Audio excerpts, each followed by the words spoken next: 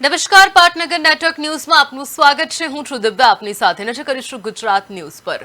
ડીસાના ધરતી રેસિડેન્સી ખાતે રહેતા માત્ર 8 વર્ષના બાળક આરવ ચૌહાણે પોતાના જન્મદિવસે કેક કાપવાને બદલે પર્યાવરણ સંરક્ષણનો અનોખો સંદેશ આપ્યો છે। વન અને પર્યાવરણ મંત્રી પ્રવીણભાઈ માળીની પ્રેરણાથી આરવે પોતાના જન્મદિવસે 551 વૃક્ષોના રોપા અને સોસાયટીના બાળકોને નોટબુકનું નિઃશુલ્ક વિતરણ કર્યું હતું। આ પ્રસંગે સ્થાનિક મહાનુભાવો અને રાજકીય આગેવાનો ખાસ ઉપસ્થિત રહ્યા હતા। શાળામાંથી મળેલા પર્યાવરણ પ્રેમના સંસ્કારોના કારણે જ બાળકે આ સુંદર પહેલ કરી સમાજને પ્રેરણા પૂરી પાડી છે।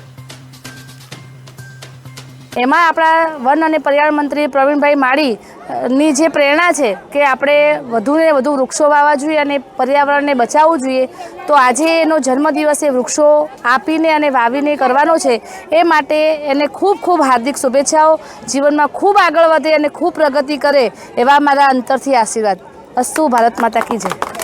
અને એને પ્રેરણા આપીને આવા બાળકો પ્રેરણા લે આ બાળકમાંથી, આરવમાંથી, એ માટે અમે શુભેચ્છા પાઠવીએ છીએ અને ખૂબ ખૂબ એમને અભિનંદન પાઠવીએ છીએ કે આ બાળક એ શ્રેષ્ઠ વિચારો લઈ અને સમાજની અને દેશની વિચારોમાં એમનું યોગદાન આપે। ખૂબ સરસ અને ખૂબ ખૂબ અભિનંદન। જય જય ગરવી ગુજરાત, જય જય ગરવી ગુજરાત।